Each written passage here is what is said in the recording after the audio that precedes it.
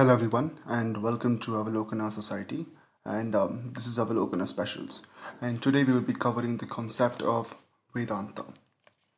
So before we understand the concept of Vedanta, we need to understand a particular subject known as metaphysics, right? Metaphysics is an accepted subject by the modern world, by the way, and it is the area of philosophy that deals with the nature of existence, truth and knowledge. And Vedanta philosophy is just that. It deals with the existence of the truth, nature, and knowledge. Right. So let us try to understand what is Vedanta. Right. First of all, the name Vedanta is derived from two words. Veda, Anta. Vedanta. Veda as in the Vedas and Anta meaning the end. So Vedanta can be said to signify the end of the Vedas. And I'm not talking about the end of the Vedas in a philosophical sense, but rather the end of the Vedas in a chronological sense. That Vedanta philosophy is the conclusion of the Vedas. It tries to encompass all the teachings of the Vedas as one. That is the essence of Vedanta, right? And Vedanta, first of all, is considered to be one of the six schools of Hindu philosophy. And though this concept is highly debated by many individuals in the Sanatana Dharma, it is accepted to an extent that there are mainly six schools of Hindu philosophy, including Yoga, Gnana, Sankhya, and so on and so forth. And Vedanta is one of them. So, first of all, from where does Vedanta originate, right? If the Vedanta does signify the end of the Vedas, it has to derive its knowledge from somewhere, right? And the knowledge of Vedanta comes from mainly three sources. So if a person wants to study Vedanta, he has to read these three books. One is the Bhagavad Gita, right? One is the Upanishads, and one is the Brahma Sutra. These three books encompass all the base of knowledge upon which Vedanta is built. Now, it is important to note that Vedanta is no unified philosophy. It is not a centralized philosophy with a certain dogma that this has to happen and this has to happen and this has to happen. In fact, this philosophy has been changing and has been given different interpretations over the years, and that's what makes Vedanta philosophy one of the most unique philosophies in the world. It's always open to debate, it's always open to reformation, and it has happened multiple times throughout history. And I'd like to take you all through a journey of Vedanta philosophy. Right? One of the other names for Vedanta is Uttara Mimamsa. Uttara as in higher or later or latter, and Mimamsa meaning inquiry. So Uttara Mimamsa means a higher inquiry or a later inquiry. Now, why does this happen? Why is it called as Uttara Mimamsa? Is because the Vedas can be mainly defined as two parts. The earlier part or the beginning part of the Vedas is the ritualistic part and talks about the various rituals that one needs in Hinduism, and the later part is the knowledge part, the metaphysical part. And therefore, Uttara Mimamsa is an inquiry into the later part of the Vedas, an inquiry into the knowledge part or the metaphysical part of Vedas. Right. So let's try to understand Vedanta philosophy. Now, before we go into what is Vedanta philosophy, there one needs to understand two important things.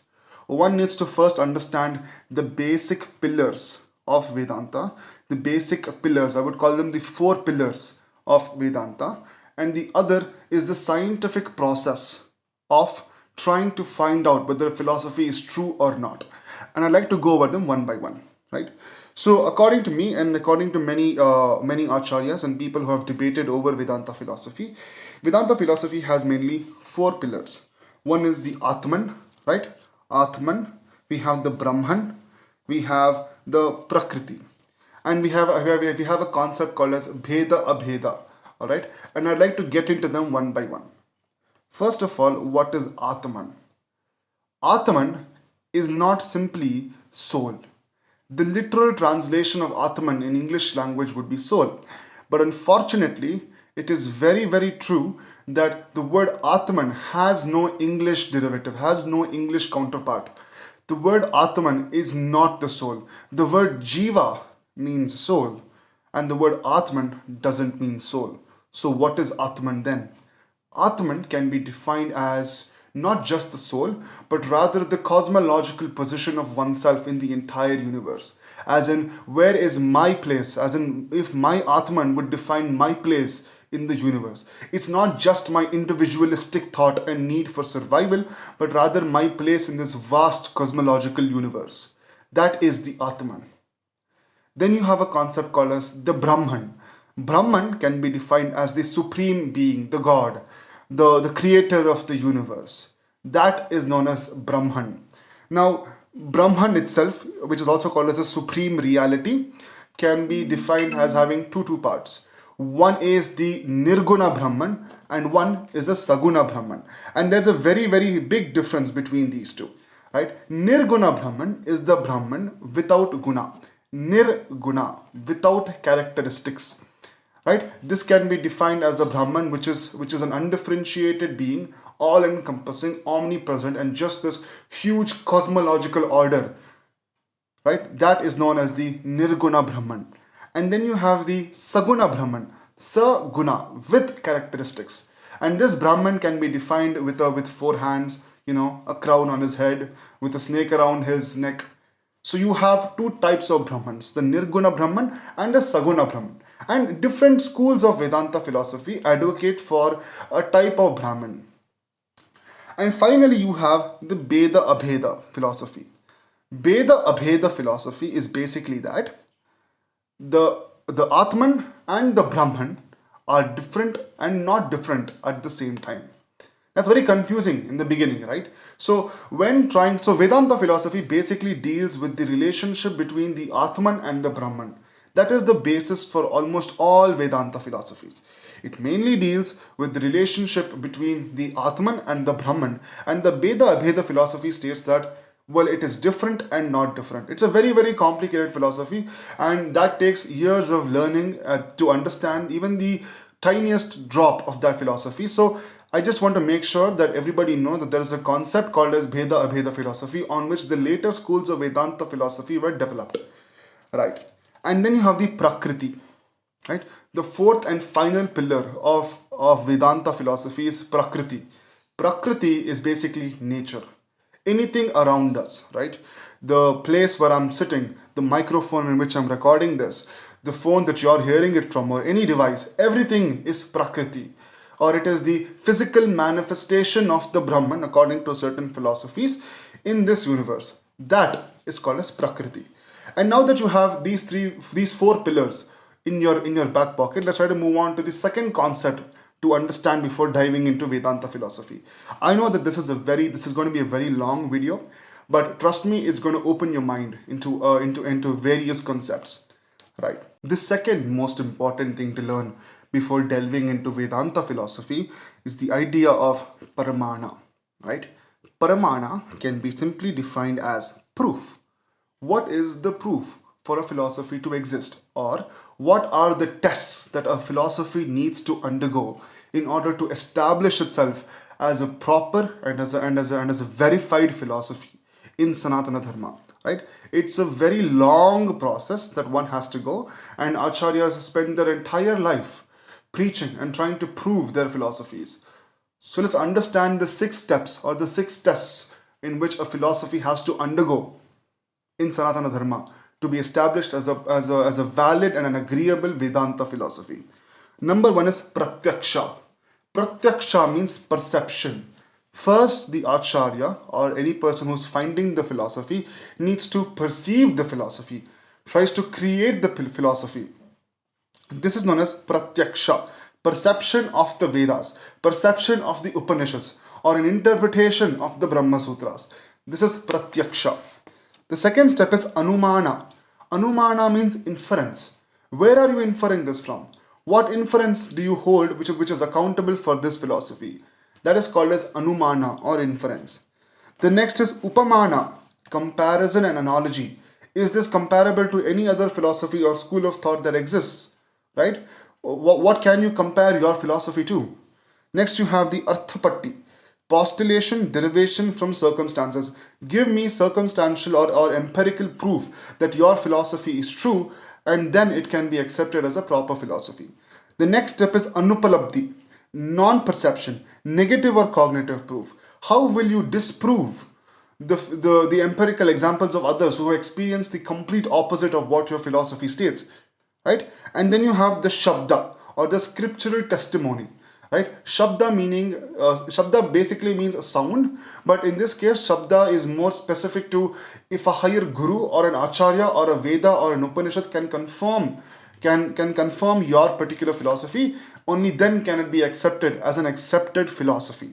Right? These are the 6 steps that one needs to go in order to ascertain a philosophy. It's a very scientific process, it's a very long and arduous process, but for a philosophy to be established, these are the steps that one needs to go through.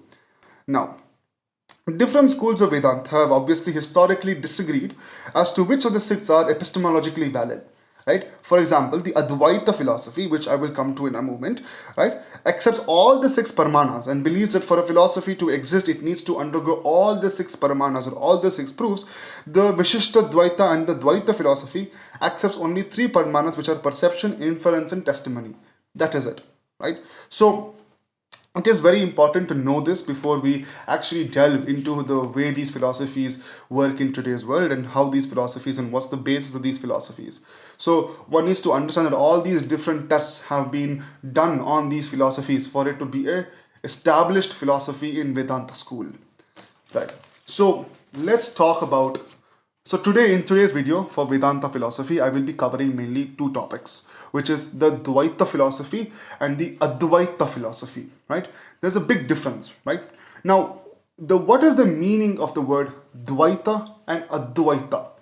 Dwaita means two. Adwaita meaning not two. That is it. You have Dwaita and Adwaita, and basically they say, is it true, is it two, or is it not two? And obviously all of these comes from the concept of Beda Abheda, right? The relationship between the Atman and the Brahman. And from these 2 concepts itself, these concepts of Dwaita and Adwaita philosophy have come into picture. Now, what is Adwaita philosophy? Let's go into Adwaita philosophy first, because it is much more ancient than Dwaita philosophy. Adwaita philosophy was actually created by Adi Shankaracharya, right? And he was the one who said, well, there is a concept called as non-dualism, right? He said that the supreme reality, the Brahman itself, is the entire world, and the Atman is no different from the Brahman, as in the Brahman itself is the ultimate reality, and our Atmans are a mere manifestation of the Brahman itself. There is no difference between God and man. There is no difference between the omnipresent being and our individualistic selves. We are God. That is the philosophy that Adwaita promotes. Right? They believe that the Brahman and the Atman are not two different beings, and are the same being itself, and that the Atman itself is just a physical manifestation of the supreme being or the Brahman. Now, again, they also believe that the physical world, on the other hand, is always changing, and it is an empirical Maya. Right? They believe that the physical world around us itself is also a manifestation of the supreme reality, and it is just an illusion, and that we live in a world which is just a manifestation of the Brahman. And we live in this world, right? For example, the microphone I'm recording to is just an illusion according to Advaita philosophy, and that itself is also a manifestation of the Brahman. And the world is ever changing, and this concept of everything around us being an illusion is called as Maya. It's a concept called as Maya. Now, again, Advaita philosophy itself is a very, very ancient concept, and many people do believe it even today, and they all belong to the Advaita community, even though it's not technically a community, but rather a school of thought. In today's world, it has become a community, in fact, right? Again, the school accepts no duality, no limited individual souls, and no separate unlimited cosmic soul. All souls and their existence across space and time are considered to be the same oneness, which is Brahman. Spiritual liberation in Advaita is the full comprehension and realization of oneness, and that one's unchanging Atman is the same as the Atman in everybody else, as well as being identical to the Brahman. This is known as the Advaita philosophy. Then let's move into the Dwaita philosophy. The Dwaita philosophy was crafted by Madhvacharya in the 13th century, right? And it promotes the concept of dualism. Dwaita meaning two. So Dwaita philosophy believes in the existence of a separate Atman and a separate Brahman, right? So Madhvacharya was the one who created this particular ideology, and usually in In the Dwaita philosophy, people accept the Brahman as Vishnu, and that's the ultimate God, or that's the ultimate creator. Right? Brahman is the creator of the universe, perfect in knowledge, perfect in knowing, perfect in its power, and distinct from souls and distinct from matter. Right? So in Dvaita Vedanta, an individual soul must feel attraction, love, attachment, and complete devotional surrender to Vishnu, who in this case is the form that the Supreme Being has taken for salvation, and it is only His grace that leads to redemption and salvation. Madhvacharya believed that some souls are eternally doomed and damned, a view that is not found in Adwaita and Vishishta Dvaita Vedanta. While the Vishishta Dvaita Vedanta asserted qualitative monoism and quantitative pluralism of souls, Madhva asserted both qualitative and quantitative pluralism of souls. Now, Vishishta Dvaita is another sort of is one more sort of philosophy that has been established in the school of Vedanta. Again, I will not be delving into that concept. The only concept that we will be delving into today is Dvaita and Adwaita philosophy, which I have covered. It's important to note that the Dvaita philosophy, the Adwaita philosophy was crafted during the 7th century, and the Dvaita philosophy was crafted during the 13th century. There's nearly about 600 years of difference, 600 years of development of Advaita philosophy to a point where people accepted Advaita philosophy as the ultimate. And here comes Madhvacharya with his new philosophy, a new approach, and actually established it. That is the beauty. Debates are always a part of philosophy, and that is one of the most beautiful parts of Vedanta philosophy. Vedanta philosophy is always subject to change, is always subjected to reformation. Unfortunately, in today's world, we don't have a lot of people who are very, very well versed in these concepts, very, very well versed in Vedas, who are very, very well versed in these sorts of in these sort of old scriptural works, which is why we're not able to create a new school of Vedanta. While it can be very well done, it's just sad that in today's world nobody's taught these things. Nobody is made to learn about the great philosophies that kind of shaped the entire human civilization in a way. That is it for today. Thank you all for listening. I really hope you have a great day after watching this, and I hope that you took something away from this entire video. And we hope to see you again soon. Jai Hind. See you again later. Bye bye.